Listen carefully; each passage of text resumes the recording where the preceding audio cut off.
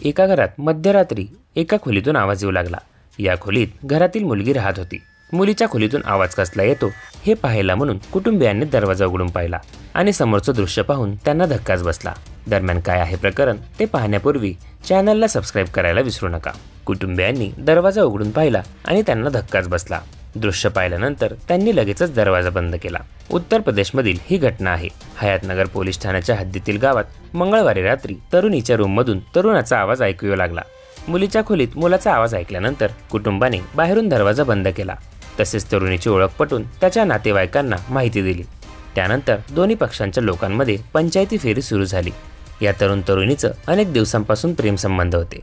मंगळवारी रात्री हा तरुण गुपचूप तरुणीला भेटायला तिच्या घरी आला, पण त्याचा आवाज तिच्या कुटुंबियांनी ऐकला।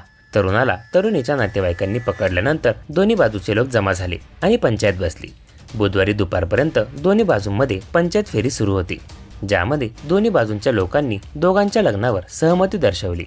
प्रेमयुगलाचं लग्न पंचायतीत मान्य झाल्यानंतर बुधवारी या दोघांचंही लग्न लावून दिलं। पण लग्नानंतर नवरदेवाच्या कुटुंबियांनी नवरीला सासरी नेलं नाही। 2 महिन्यानंतर तिला घेऊन जाणार असल्याचं त्यांनी सांगितलं आहे।